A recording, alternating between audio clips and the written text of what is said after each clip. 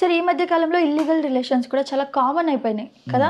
దీనిపైన మీరు ఏమంటారు అంటే రీసెంట్గా మనం చూసుకున్నట్లయితే పవిత్ర గురించి మాట్లాడుకున్నట్లయితే తన యాక్సిడెంట్లో చనిపోయిందని వాళ్ళ లవర్ ఎవరైతే లివింగ్ రిలేషన్లో ఉన్నారో చందు చనిపోయాడు సూసైడ్ చేసుకొని. మరి శిల్ప ఉంది కదా సార్, భార్య ఉంది కదా, అది కూడా లవ్ మ్యారేజ్ చేసుకున్నారు, 2 పిల్లలు. అసలు ఆలోచించట్లేదు ఫ్యామిలీ గురించి. అంటే దీనిలో కొద్దిగా చట్టం పాత్ర కొంత ఉంది. చట్టం ఏంటంటే వివాహితకు కూడా ఎవరితో పడితే వాళ్ళతో వెళ్ళొచ్చు, ఆమె సంచరించవచ్చు. ఇన్నాళ్ళు మీరు కట్టిపెట్టారు కదా, ఇప్పుడు ఆమెని కొంత వదలండి, వదిలి చూడండి అని వాళ్ళకు కొంత ఇది ఇచ్చారు. ఎప్పుడైతే ఇచ్చారో వాళ్ళు కూడా వీళ్ళు కూడా ఇదవుతున్నప్పుడు, చట్టం ఏం చేయలేని పరిస్థితి ఉన్నప్పుడు ఫస్ట్ ఈ విషయంలో ఆ చట్టం వైపు నుంచి కూడా కొంత ప్రాబ్లం ఉన్నట్టుగా. ఇప్పుడు వివాహిత సంబంధం అనేది తప్పు కాదు అని ఒక సెక్షన్ని బయటికి తీసి మీరు రిలీజ్ చేసినప్పుడు ఏమైంది? ఇంకా ఏం లేదా అడిగా. అవును, అది క్రైమే కాదు అన్నప్పుడు ఆ విచ్చలవిడితనం పెరుగుతుంది.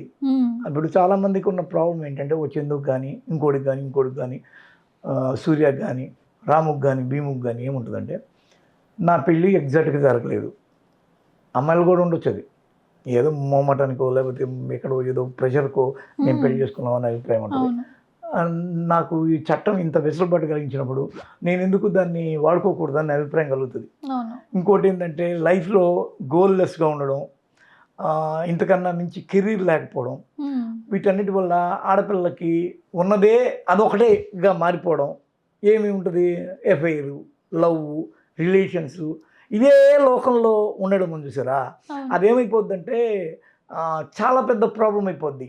బోరు కొట్టి లేకపోతే టైంపాస్ కోసం ఇంకోటి ఒక క్రేజీగా ఉంటుందని ఏం చేస్తారంటే ఇట్లా వెళ్ళిపోతూ ఉంటారు. పవిత్రకి ఏం పని? ఆమెకు కూడా పిల్లలు ఉన్నారు, ఆమెకి ఒక హస్బెండ్ ఉన్నాడు, చందుకి హస్బెండ్ వైఫ్ ఉంది, పిల్లలు ఉన్నారు. వాళ్ళు అంటే ఇప్పుడు మనిషికి ఒక మోటో లేకపోవడం. ఈ మోటో, ఇప్పుడు నేను ఈ మోటోతో ఉన్నాను, ఈ మోటోలోంచి అక్కడికి వెళ్దాం అనుకున్నాను. ఆ మోటో లేకపోవడం వల్ల వీళ్ళు ఏమైపోతున్నారంటే ఈ వీటిలో పడిపోతున్నారు, హ్యూమన్ డ్రామాలో పడిపోతున్నారు, హ్యూమన్ రిలేషన్లో పడిపోతున్నారు. ఇదే పెద్దవాడి క్రేజ్. మీకు త్రివిక్రమ్ సినిమా చూడండి, ఏ సినిమా తీసుకున్నా దానిలో ఏముంటుంది తెలుసా? అమ్మాయికి ఒకళ్ళతో నిశ్చితార్థం జరుగుద్ది, పెళ్ళి ఇంకొకరితో జరుగుద్ది.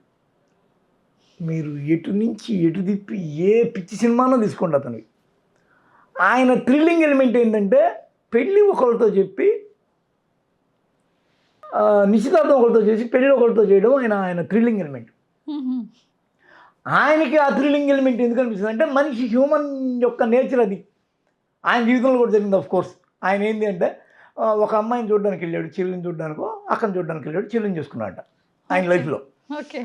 ఆయనకి అది థ్రిల్లింగ్. మరి అది చేస్తే ఎంత క్రేజ్ చేసా, ఆ అమ్మాయిని చూడడానికి వెళ్ళి అమ్మాయిని చూసుకుంటే క్రేజ్ అని ఆయన అనుకోవడం కాకుండా చాలామందిలో కూడా ఆ హ్యూమన్ డ్రామాలో అది ఉందని గుర్తించి ఆయన సినిమాలన్నీ దాదాపు అయ్యే ఉంటాయి. ఏ సినిమా చూసుకోండి, పెళ్ళేమో వాడితో చేయాలనుకుంటారు, వీటితో జరుగుద్ది.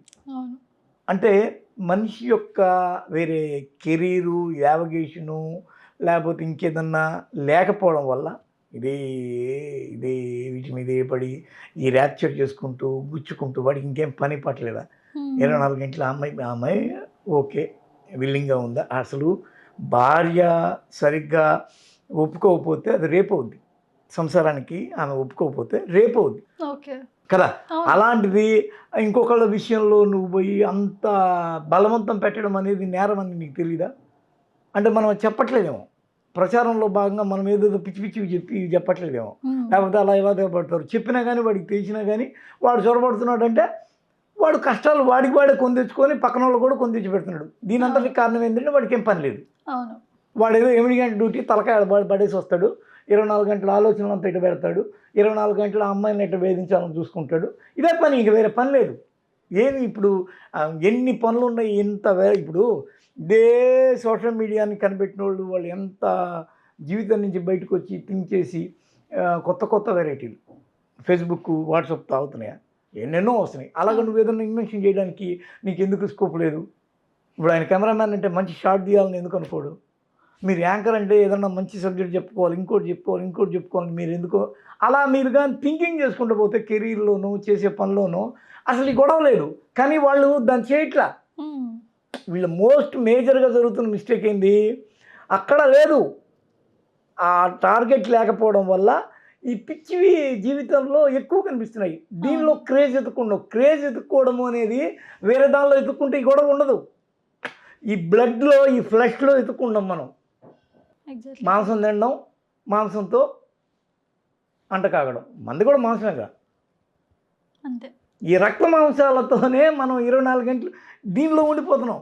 దీనిలో బయటకు వచ్చి ఇట్లా ఏదన్నా థింక్ చేసి ఇంకేదన్నా కనబడదాం, ఇంకేదైనా చేద్దాం. మనకంటూ ఒక స్పెషల్ సబ్జెక్ట్ ఉంటుంది, మనం ఒక దానిలో స్పెషలిస్టు. ఆ స్పెషలిస్ట్గా మనం ఏదన్నా వెరైటీ ఆవిష్కరణ చేద్దాం, చేసిన దాన్ని ఏమన్నా ఇచ్చేద్దాం. ఇది కేవలం బాడీ. ఈ రోజుకి మనం ఇక్కడ ఉంటాం, 10 ఏళ్ల తర్వాత దీనికి వాల్యూ ఉండదు. వాళ్ళకి చెప్పరు, వాళ్ళ ఇంట్లో ఎవరు ఎడ్యుకేట్ చేయరు, వాళ్ళని మోటివేట్ చేయరు. అదేదో సినిమాలో అంటాడు, అన్నీ బాగున్నాయి కానీ ఇక్కడ తక్కువైంది 12th ఫెయిల్ అనుకుంటా, నీకు మోటివేషన్ తక్కువైంది అంటే. మోటివేషను నీకు ఉండాలి.